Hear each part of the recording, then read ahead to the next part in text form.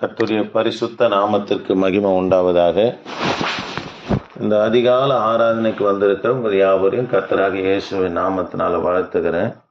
தேவ பிள்ளைகளை நாம் தொடர்ந்து இந்த அதிகால ஆராதனையில் இயேசு கிறிஸ்து நிறைவேற்றின ஊழியங்களை குறித்து பார்த்து கொண்டு வருகிறோம். கடந்த நாட்களில் வனாந்தரத்தில் 2 ஊழியம் தான் கர்த்தர் செய்தார். ஒன்று, பரிசுத்த ஆவியானவரால் வனாந்தரம் கொண்டு போகப்பட்டு பிசாசினால் என்ன பண்ணப்பட்டார், சோதிக்கப்பட்டார் என்று பார்த்தோம். 2வது, வனாந்தரமான ஒரு மலையில் ஏறி ஆண்டவர் 5000 பேருக்கு அதை உணவளித்ததை குறித்து நம்ம தியானித்தோம். இன்றிலிருந்து இந்த அதிகால ஆராதனை எதை குறித்து தியானிக்க போகிறோம்னா, கலீலியாவில் இயேசு நிறைவேற்றின ஊழியங்களை குறித்து நம்ம பார்க்க போகிறோம். அல்லேலூயா. கவனிங்க தேவ பிள்ளைகளே, இயேசு கிறிஸ்து 37 அற்புதங்களை செய்தார். வேதாந்தத்தில் அவைகள் மட்டும்தான் குறிப்பிடப்பட்டு இருக்கிறது. அவர் செய்த அற்புதங்களை எழுத போனால் மையம் பேப்பரும் போதாது என்று சொல்லி சுவிசேஷகர்கள் சொல்லுகிறத நம்ம வேதத்தில் வாசிக்கிறோம். ஆக தேவ பிள்ளைகளே, 17 அற்புதங்கள், அதாவது 37 அற்புதங்கள் இயேசு கிறிஸ்து செய்தார். ஆனால் முதல் அற்புதம் கானா ஒரு கல்யாணத்தில் கர்த்தர் தண்ணீரை திராட்சை ரசமாக மாற்றார். அதே கானா ஊருக்கு இயேசு கிறிஸ்து போன போது ஒரு அரசாங்க அதிகாரியுடைய மகனுக்கு கர்த்தர் சுகம் கொடுக்கறது. 2வது அற்புதமும் கானா ஊர் கல்யாணத்தில் தான் கானா ஊரில் தான் ஆண்டவர் செய்கிறார். தேவ பிள்ளைகளே, அதாவது கலீலியாவில் இயேசு கிறிஸ்து நிறைவேற்றின ஊழியங்களிலே கலீலியாவில் கர்த்தர் செய்த அற்புதமே எதுன்னு சொன்னால், குஷ்டரோகியை கர்த்தர் குணமாக்குகிறார். இதுதான் கலீலியாவில் கர்த்தர் செய்த அற்புதமே. இதை குறித்து தான் நம்ம பார்க்க போகிறோம். பாருங்க, மத்தேயு சுவிசேஷ புத்தகம் 8ஆம் அதிகாரம் 2-5, மார்க்கு சுவிசேஷ புத்தகம் 1ஆம் அதிகாரம் 40-45, லூக்கா சுவிசேஷ புத்தகம் 5ஆம் அதிகாரம் 12-16 வரைக்கும் வாசித்து பார்ப்போம்னா, இந்த கலீலியாவில் கர்த்தர் நிறைவேற்றின இந்த ஊழியத்தை குறித்து நம்ம சொல்லப்பட்டு இருக்கிறது. அல்லேலூயா. சரி, குஷ்டரோகத்தை குறித்து வேதாகமத்தில் நீங்கள் லேவியராகமம் புத்தகம் 13ஆம் அதிகாரத்திலிருந்து நீங்கள் வாசித்து பார்ப்போம்னா, குஷ்டரோகம் பலவிதமான குஷ்டரோகத்தை குறித்து சொல்லப்பட்டு இருக்குது. அது போனோம்னா நேரம் ஆகிடும்.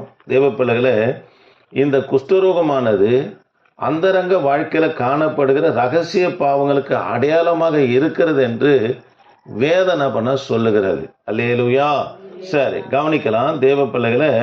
இந்த குஷ்டரோகத்தை அதாவது தொழுநோய் என்றும் உயிர் கொல்லி நோய் என்றும் சொல்லி வேதாகமத்தில் எழுதப்பட்டிருக்கிறது.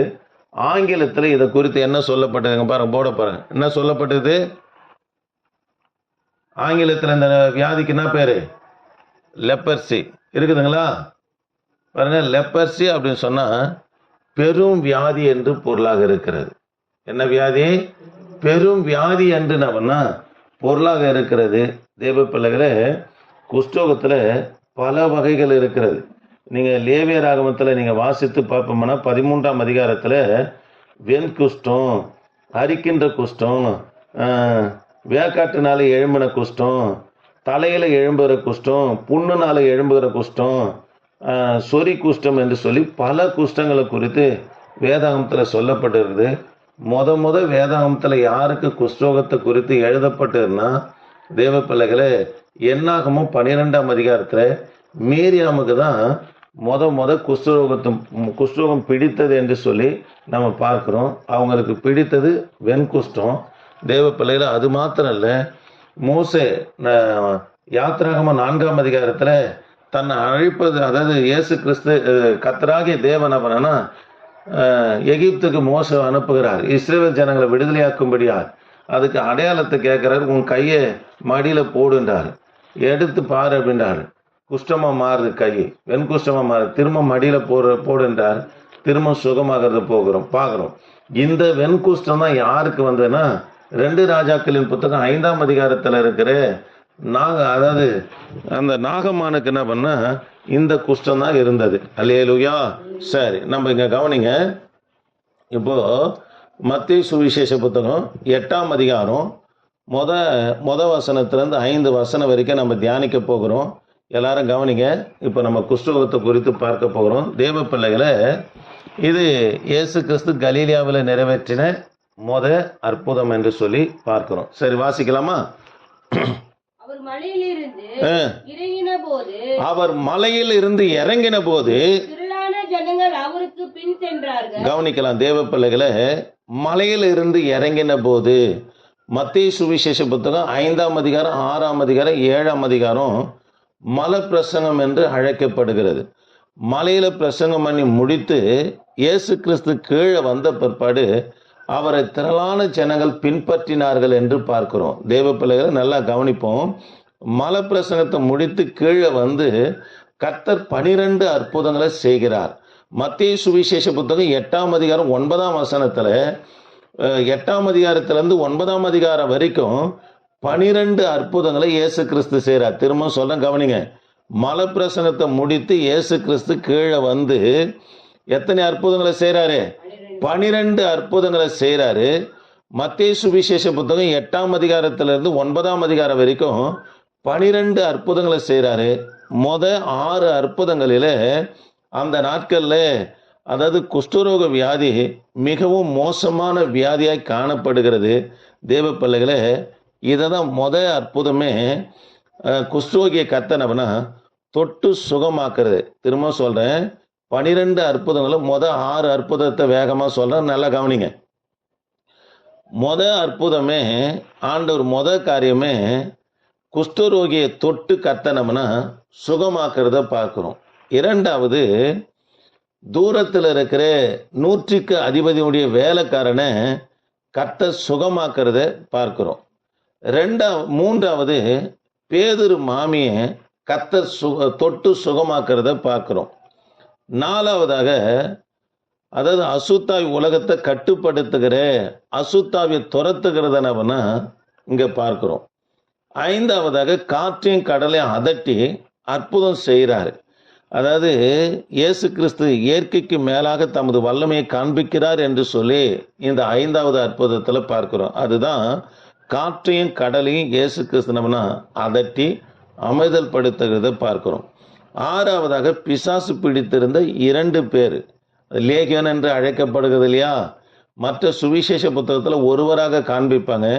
மத்தேயு மட்டும்தான் இந்த லேகியோன் பிடித்திருந்த 2 பேராக காண்பிக்கிற காரணம் என்னன்னா, அசுத்தாவி பிடித்திருக்கிற அவனுக்கு போயிட்டு உதவியாக இவரு போக, இவரும் அசுத்தாவினால் பாதிக்கப்பட்டு இதை 2 பேரை யாரு காமிக்கிறாரு? மத்தேயு காமிக்கிறத பார்க்கிறோம். அல்லேலூயா. அவனுக்கு விடுதலை கொடுக்கறத 6வது அற்புதமாக பார்க்கிறோம். அப்போ மலையிலிருந்து இயேசு கிறிஸ்து இறங்கி வந்து 8ஆம் அதிகாரம் 9ஆம் அதிகாரத்தில் 12 அற்புதங்களும் 6 அற்புதங்களை பார்த்தோம். சரி, இப்போ வாசிக்கலாமா? சரி, இந்த குஷ்டரோகம் எப்படி கண்டுபிடிப்பாங்க என்று சொல்லி உங்களுக்கு சொல்ல கவனிங்க. ஒருவன் கயனி காட்டில் போயிட்டு வேலை செய்கிறான். கையில் காலில் ஏதோ ஒரு வெடிப்பு இருக்குதுன்னு வச்சுங்களேன். அவன் மனைவிடத்தில் எடுத்துன்னு வந்து காமிப்பான். மனைவிடத்தில் காண்பித்த உடனே எண்ணெயோ அல்லது அதுக்கு தேவையான மருந்தை இடுவாங்க. அதில் நாளுக்கு நாள் அந்த வெடிப்பும் அந்த காயமும் அதிகமாகுமானா அவங்களே சந்தேகப்பட்டு யார் இடத்துல அனுப்புவாங்கன்னு சொன்னால் ஆசாரியர் இடத்துல அனுப்புவாங்க. ஆசாரியன் அவரை தனிமைப்படுத்தி 14 நாள் வரைக்கும் வைத்திருந்து அதை பரிசோதித்து பார்ப்பார். ஒவ்வொரு நாளும் மருந்துகளை இட்டு இட்டு இட்டு இட்டு 14 நாள் நம்மளை சோதித்து பார்ப்பாரு.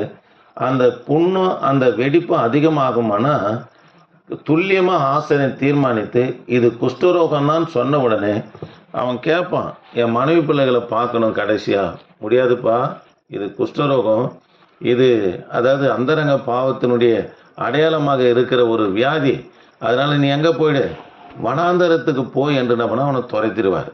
வனாந்தரத்துக்கு போன உடனே மனைவி பிள்ளைகள் கொண்டு வந்து அந்த வனாந்தரத்தில் சாப்பாட வச்சுட்டு நம்ம வந்துடுவாங்க. மனைவி பிள்ளைகள் வளரத்த இருக்கிறத பார்க்க முடியுமே தவிர அவர்களிடத்துல இவங்க என்ன பண்ண வரவே முடியாது. ஆமே, கவனிக்கலாம். அவன் ஊருக்கு வரவே கூடாது. அப்படி வருவானா தீட்டு தீட்டு தீட்டு என்று கத்தி கொண்டே தான் வரணும். அவன் ஊருக்குள்ளே வரும்போது எல்லாரும் ஓடி போய் தங்கள் வீடுகளில் இருக்கிற கதவுகளையும் ஜன்னலையும் என்ன பண்ண அடைச்சிக்குவாங்க. அவன் போன பிற்பாடு அந்த இடத்த சுத்திகரித்துட்டு தான் ஜனங்க என்ன பண்ண வெளியே வருகிறவர்களாக காணப்படுவாங்க. அல்லேலூயா. பாருங்க, குஷ்டரோகம் வேதத்தில் பாவத்துக்கு அதாவது அடையாளமாக சொல்லப்படுகிறது. இது சுத்தமாக்க முடியாத வியாதியாக இருந்தது. உலகத்தில் மிகவும் கேடான வியாதி எது என்று வேதாகமம் குறிப்பிடுகிறதுன்னு சொன்னால் இந்த குஷ்டரோகம் தான். அல்லேலூயா. சரி, இப்போ கவனிக்கலாமா? வாசிக்கமா 2ஆம் வசனத்தை. அப்போது குஷ்டரோகி ஒருவன் வந்து குஷ்டரோகி ஒருவன் வந்து அவரை பணிந்து ஆண்டவரே உமக்கு சித்தமானா என்னை சுத்தமாக்க உம்மால் ஆகும் என்றார். கவனிக்கலாம் தேவ பிள்ளைகளே, இந்த மனுஷன் எதுக்காக உமக்கு சித்தமானா என்னை சுத்தமாக்க என்று சொல்றாருன்னா, குஷ்டரோகி பார்த்தா எல்லாரும் அருவருப்பாங்க, எல்லாரும் விலகி போயிடுவாங்க. ஐயோ சாபமானம் வந்துட்டான், இந்த தொழில்நோய் நம்மளை பற்றி கொள்ளுவேன்னு சொல்லி ஓடுவாங்க. அது போல இயேசுவும் தன்னை விலக்கிடுவாரோ என்று சொல்லி தான் ஆண்டவரை பார்த்தோன்னே தற்செயலாக ஆண்டவரை பார்க்குறான். உடனே முழங்கால் படியிட்டு, ஆனால் விசுவாசம் இருக்குது. இயேசுவால் இது முடியும் என்ற விசுவாசம் இருக்கிறதுனால தான் ஆண்டவரே மற்ற ஜனங்களை போல என்னை ஒதுக்கிடாம உம்மிடத்துல ஆண்டவரே என்னை என் வியாதி குணமாக்குற வல்லமை இருக்கிறது என்று சொல்லி விசுவாசித்து தான் சொல்றாரு, உமக்கு சித்தமானா என்ன என்ன பண்ணும்?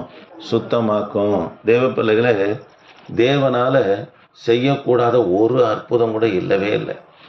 எல்லா அற்புதத்தையும் வேதத்தில் செஞ்சிட்டார்.